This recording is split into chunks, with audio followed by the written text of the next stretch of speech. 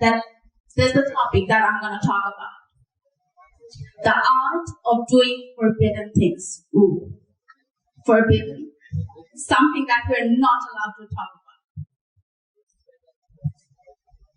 In the ancient times, most of the things that people couldn't master or couldn't do it themselves or didn't understand were considered as forbidden. So they would often tell the young ones that this is not worth trying. Why are you wasting your time?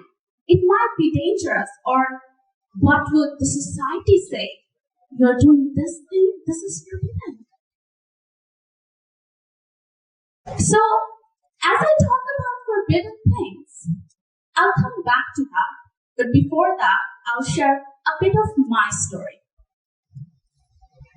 I was born in Khulna, the city that we all love, and we're here. And I grew up around this place, back and forth. I come from a very small family. I had my mother, my father, and just myself. So I was the only child growing up. I was very dear to my parents. I was pampered, I was loved by everyone because I was a little girl who was very calm, who would listen to everybody and do what she was told to. And that was about my life. I loved my family, I loved my friends. I had an amazing time. My mother was a teacher.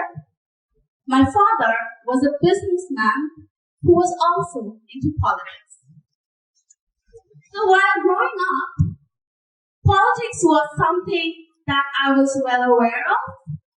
While people would talk bad about politicians, I knew I had one at home and he's just fine.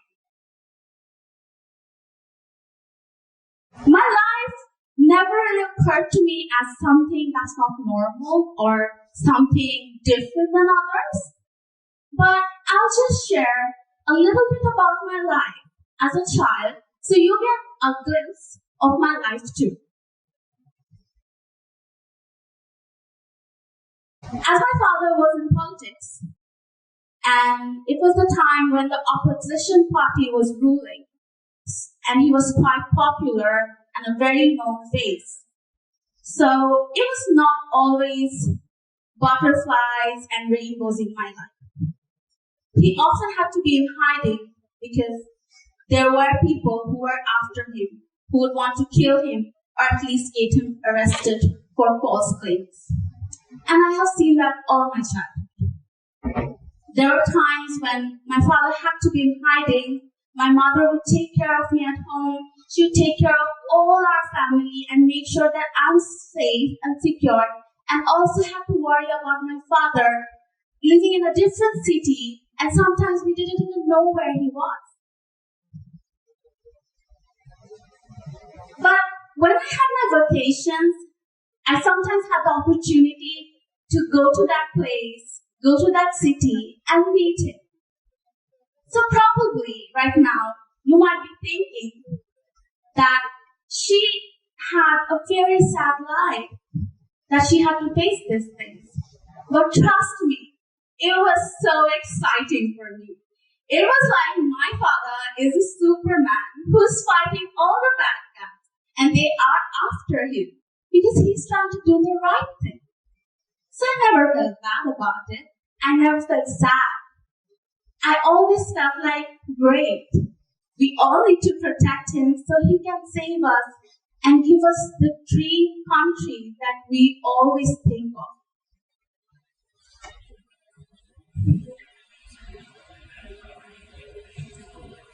So, that's about my life. A happy girl who lived in Khulna, who had amazing dreams and wanted to be the apple of the eyes of her parents. But things didn't always go so well. I remember it was the early years of my adolescence. I was 13, turning 14. And it was just a normal day in my life. In the afternoon, my father would always go outside home, and I would just run from my bedroom, come to the gate and say Allah Hafiz, and that's something that I did every day. But I didn't know that 6 hours from that time, I will get the news of him being shot. It was middle of the night. My mom rushed to my room and she told me, "Get up. Your father has been shot just 500 meters from our home. You stay here. I'll go to the hospital and see if he's doing all right." That totally changed my life. I prayed at the prayer mat all night long, just waiting that the sun would rise and someone would take me to the hospital and I could finally meet my father. And when the sun rose, everyone took me to the hospital and I'm looking in every cabin, right? So I'm looking at beds, everyone is lying down, someone had hydration silence going on, someone has oxygen masks, and I'm just looking like, where is Baba? Which one is him? And finally, they took me to a room. And they opened the room and there were trays and trays of people. Have you ever saw a room like that? I have. And on that trays, there were people lying. And one of them was my father.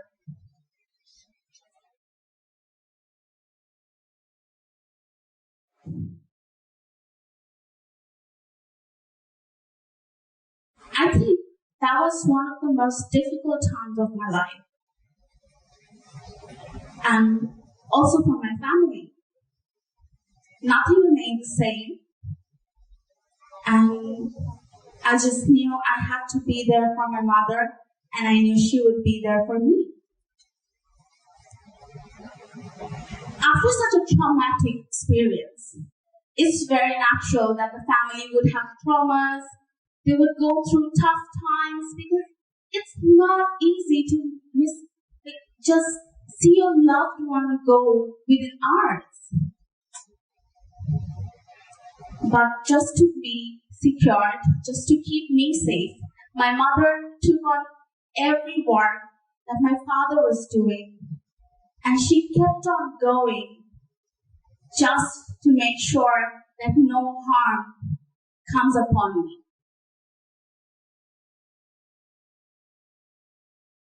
But no matter how much she tried to save me, there were things going inside of me that didn't let me be okay. I was a very bright student. I'm not trying to brag, but you get it. So I almost aced all of my boards. I did great, but I was not happy. Whatever I achieved in life, it was not good enough because Baba was not there to see me doing those things. And no matter how much I achieved, I knew somewhere my mom is not being 100% of happy. There is something that's missing in our lives. And slowly, I figured out that I have drawn out from everything. I didn't like talking to my friends. I wanted to stay at my home all day. I didn't enjoy many things in life, and I didn't find any meaning at all in living.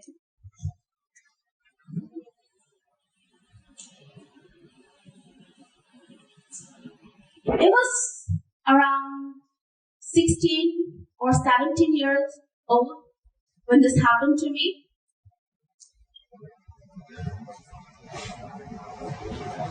I had major suicidal thoughts. I often sat and thought about how I need to end my life because It's just not good enough. I'm not being able to do what I want to do. But luckily, I had my mother with us.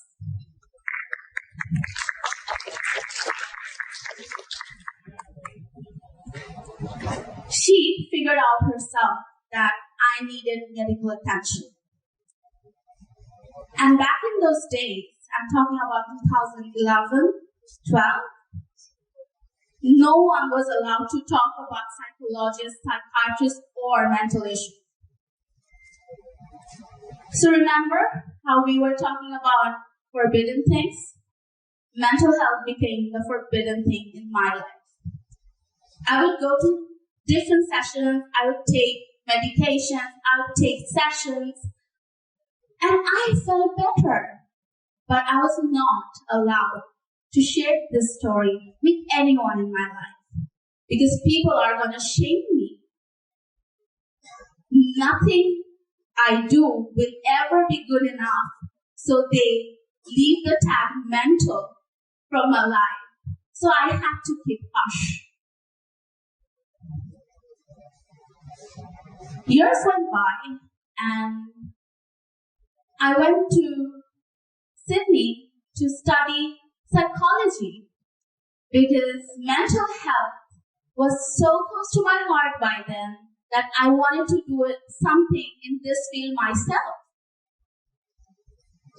But my past traumas didn't leave me even in a different country. So when I came back for my semester breaks, I met my mother and I just broke down. I knew she wasn't doing well either, and we both needed each other for the next years of our lives. But I could understand how mental health issues feel like. I knew that I'm not the only one suffering. There are thousands, if not millions, of others who are suffering too. And why should I be the only lucky one to get treated when others don't even stand a chance? So that kept me thinking, and I met some amazing people through a training. And we all decided we need to start something that caters to the need of youth, the need that no one is talking about. And then we created Moner School. Moner School is Bangladesh's first youth-led organization. We didn't know anything. We came from engineering backgrounds, we were business grads, some of us were doing accounting, finance, but psychology, not so much. So how do we do it? How some amateurs like us, who knew nothing about mental health, tackled this taboo issue not only in Bangladesh, but around the globe. When we started Moner School, it wasn't an easy job. We had to go to people for surveys to understand that the things that we want to give them, are they willing to take it? Do they actually need it? And with that thought, we had to go to different campuses. We came to this campus as well. And the results were shocking. People started calling us crazy. Me and my co-founder had official name as the crazy ones from Moner School, who only want to talk about mental health because something is cuckoo in their own head. But luckily, we had some amazing people who joined us too. And we started the journey of Moner School. But how? How do we approach some of these most taboo topics? Or how do we go to a field that is still a no-no for you? I learned that from my parents. And that's why I told you this story earlier. I learned two things from my parents. The first one from my father. Be empathetic. My father used to tell me that no matter where you reach in life, no matter how much you achieve, no matter how big your house is or how much money and success you have, you don't succeed until everyone around you is happy and have their needs met. And that's exactly why we worked on mental health care. We knew that people aren't going to talk to us about it. We knew people are going to shame us. But do people need it? Yes. And if they need it, no matter how much you shame us, we're going to do it. We empathize with the people who are suffering from mental health issues. We reached them no matter how hard it was. No matter how many times they told us we don't want to talk to you, we waited until they came to us and said, look, maybe I need to talk to someone. Are you willing to listen to me now? And we always had the answer, yes.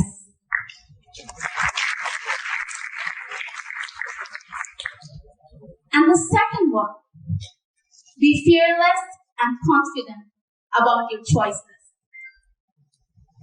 This is not something my mother told me, but this is something she did and I replicated. She never told me to break the barriers or never doubt your thoughts, never think twice before saying out loud. If you believe in it, just do it. She never said those words to me, but I saw her every single day that she was doing it. And she was making herself confident and fearless in her place. That made me believe that I can do it too. So when I talked about mental health care and someone touched me that we have bigger problems to deal right now and you cannot do it now, I was like, no. You're dealing with other things, that's great. But you cannot put mental health aside while doing it. So these are the two mantras that worked for me. I'm not saying this is something that would work for all of you. But if you have to do something forbidden, that you're told that you cannot achieve, that it's not good enough, that you're not going to work in that place because it makes you look fishy, then you need to understand that, are you doing it for the right people? And are you confident about what you want to do?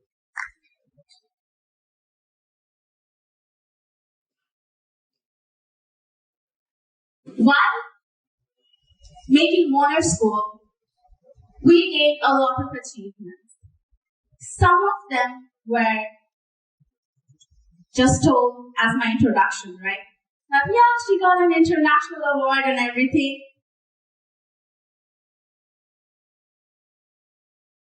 Yeah, so this is the international award. But, if you ask me that if this is the biggest achievement, well, this brought me on the newspapers and news, etc. But this is not the one that makes me the happiest. There are nights after nights when I would talk to people who are thinking of committing suicide. I would talk half an hour to that person. And in the morning, they would text me that, I was about to commit suicide last night. Thank you for listening to me. I'm alive this morning because there was someone I could talk to. That's my biggest achievement. In 3 years, until we got this award, We had served 16,000 people, not only in Bangladesh, but all over the world, who needed the support but couldn't speak up. We went to them and gave them the support that they needed, and we could understand. So, back when people used to call me crazy, call us crazy, I have some of the crazy ones sitting over there. It made me really sad, and sometimes I got mad that I'm trying to do something for yourself. Why are you angry at me? But now when they call me crazy, I'm actually happy. I like being crazy. If one Fairooz being crazy helps 16,000 people, then I ask you, why aren't you crazy?